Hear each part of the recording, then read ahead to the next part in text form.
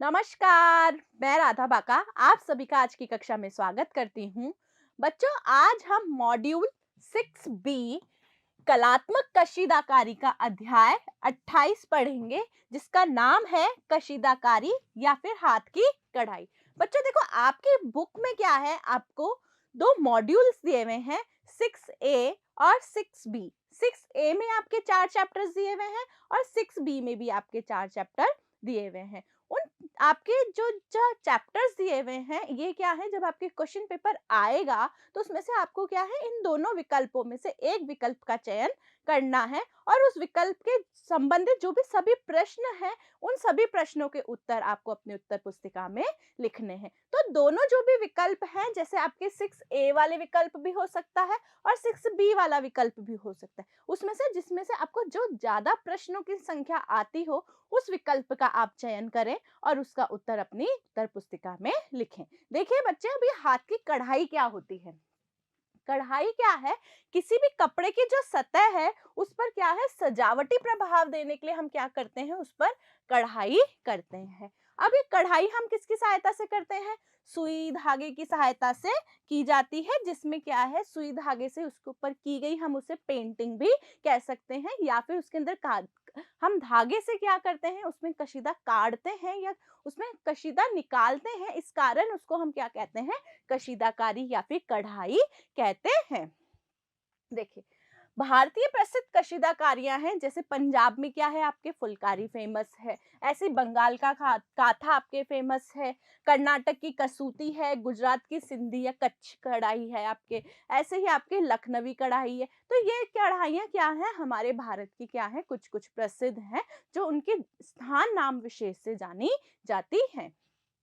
देखिए, अब कढ़ाई के लिए हमें कुछ सामग्रियां चाहिए, जैसे क्या है, हमें सुई और अंगुस्ताना चाहिए, कैंची या धागा काटने के लिए हमें क्या है, उसके क्लिपर्स चाहिए, हमें धागा चाहिए, या फिर हमें क्या चाहिए, कढ़ाई का फ्रेम चाहिए। ये फ्रेम भी क्या है, गोलाकार के भी आ सकते हैं या चौकोर आकार के भी हो सकते हैं। और जिस भी कपड़े पे हमें क्या है, ये कशीदा करना है, उसके लिए हमें क्या चाहिए, कपड़ा चाहिए। देखिए, सुई क्या होती है बच्चों, कढ़ाई के लिए क्या है, अच्छी सुई का होना सबसे ज्यादा महत्वपूर्ण है, क्योंकि सुई से ही हम क्या करेंगे, कशीदाकारी करेंगे।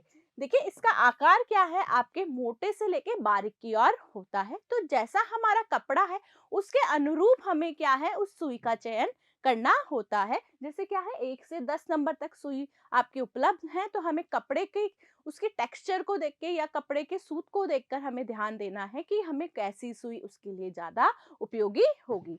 जैसे आपकी क्या है, मोटी 1 नंबर की सुई है और उससे हम बारीक या पतली करते जाएं तो वह 10 नंबर तक चली जाती है। सही कपड़े के लिए सही सुई का चुनाव करना अति महत्वपूर्ण है। महीन कपड़े के लिए हमें क्या है, बारीक सुई की आवश्यकता होती है। वहीं मोटी सुई का प्रयोग हम किसके लिए, मोटे कपड़े पर करते हैं। देखिए, जब भी हम सुई को खरीद रहे हैं, तो हमें ध्यान देना है कि सुई के अंदर जो हम धागा डालने का जो छिद्र है, वे क्या है, धागे के अनुरूप होना चाहिए, यानी कि धागे से थोड़ी सी मोटाई में वो छिद्र होना चाहिए, ताकि उस छिद्र में से क्या है, धागे को आराम से निकाला जा सके। सुई की नोक भी क्या होनी चाहिए, आपकी पतली होनी चाहिए क्योंकि ये क्या है, आपके वस्त्र में से निकलेगी और वस्त्र के अंदर और बाहर वह आसानी से आ जा सकेगी। अब देखें बच्चे, कि हम ये जो सुई है, वह क्या है, आपके मुड़ी हुई नहीं होनी चाहिए। मुड़ी हुई सुई से क्या है, आपके वो जो वस्त्र पर आप कशीदा कर रहे हैं, वह नहीं कर पाएंगे। या फिर सुई आपकी क्या है, बिना नोक वाली या फिर उस पर जंग लगी हुई सुई का हमें प्रयोग नहीं करना है, क्योंकि वह भी क्या है, वस्त्र को खराब कर देगी। सुइयों को फिर हमें क्या है, उपयुक्त सुई के डब्बे में ही रखना होना चाहिए।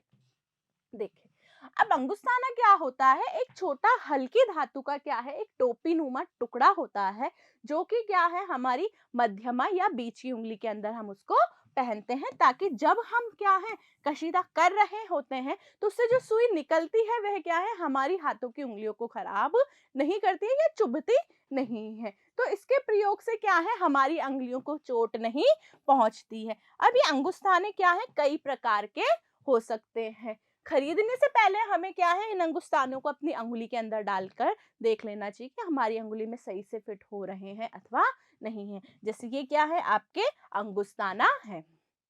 देखिए, कैंची क्या है, कढ़ाई की कैंची छोटी और तेज या सक्रिय या नुकीले सिरे वाली होती है, जिससे हम धागे को क्या है कपड़े पर भी आपके क्या है महीन महीन जो धागे उनको हटा सकते हैं, या फिर धागे को काटने के लिए कैंची कार्य करती है। आजकल धागे को काटने के लिए क्या है आपके क्लिपर्स भी आते हैं, जिनका प्रयोग भी हम कर सकते हैं। और कैंची को हमें प्रयोग के बाद में क्या है आपको उसके किसी भी जो आपने स्पेस बना रखा है वहां पे उपयुक्त स्थान पर उसको रखना चाहिए, उसको कवर करके रखना चाहिए। देखिए, कढ़ाई के धागे क्या है बाजार में अनेकों प्रकार के उपलब्ध होते हैं। अलग अलग प्रकार के कढ़ाई के लिए क्या है अलग अलग प्रकार के धागे प्रयोग में लिए जाते हैं। अब ये कौन सा धागा हमें प्रयोग में लेना है, इस यह किस बात पर निर्भर करेगा कि हमारा वस्त्र कैसा है या फिर हम कैसी कढ़ाई बनाना चाहते हैं। धागे सूती, रेशमी, ऊनी या सिंथेटिक हो सकते हैं। अब क्या है कढ़ाई के धागे बाजार में आमतौर पर क्या है सूती और रेशमी धागे के रूप में मिलते हैं, जिसे हम क्या है पट भी कहते हैं। देखिए, पट या रेशमी धागा कम ऐंठन वाला धागा होता है जो चमकदार होता है, परंतु क्या होता है थोड़ा कमजोर होता है। सूती धागे रेशमी धागों से कम चमक वाले परंतु क्या है आपके मजबूत होते हैं।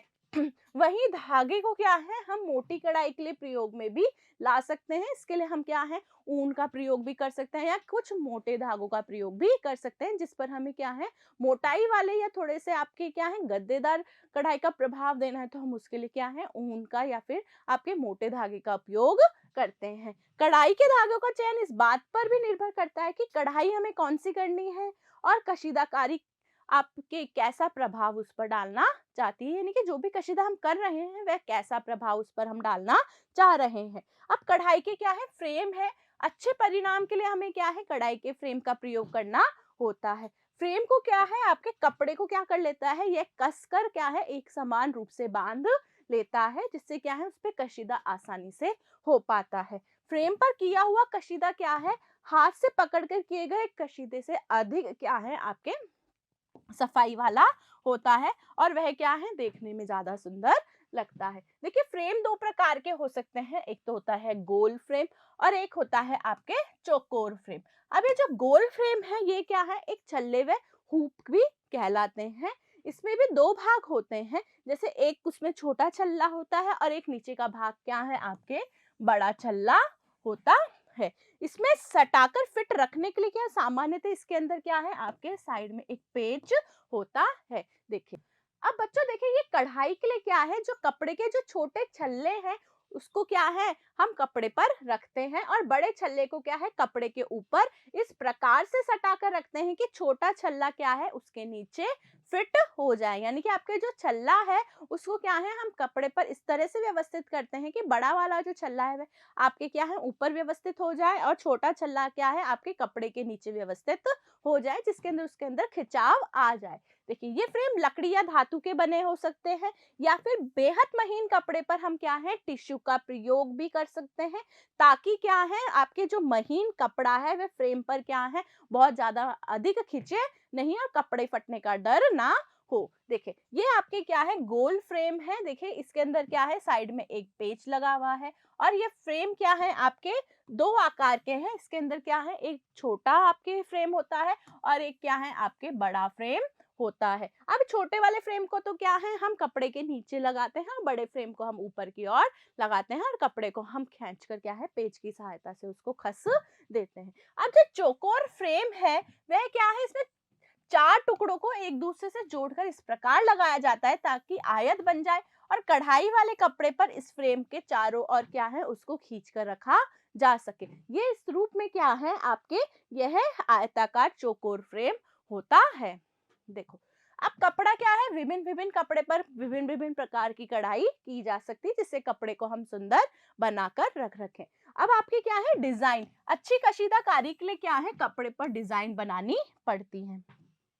अब डिजाइन बनाने के लिए हमें क्या है कुछ सामग्री की आवश्यकता होती है, जैसे क्या है कार्बन पेपर, मोमी पेपर या फिर ट्रेसिंग पेपर या पेंसिल, रबर, मिट्टी का तेल, रुई आदि की आवश्यकता हो सकती है। तो हमने आज ये देखा बच्चों कि हमने जो कशीदा करी है, उस कशीदे के लिए हमें क्या है, जो सामग्री चाहिए वह कौन-कौन सी हो सकती है और हमें क्या है, अब उसके ऊपर कुछ डिज़ाइन बनानी होती है। उन डिज़ाइन के लिए भी हमें क्या है, हमें विभिन्न सामग्री की आवश्यकता होती है। जैसे हमने अभी देखा, कार्बन पेपर चाहिए या फिर आपके क्या है, टिश्यू पेपर चाहिए, पेंसिल, रबर, मिट्टी का तेल, रुई आदि की हमें आवश्यकता हो सकती है। तो बच्चों, आज की जो कक्षा है वह बहुत साधारण सी कक्षा है और आशा करती हूँ आपको बहुत अच्छे से समझ आई होगी। थैंक यू, धन्यवाद।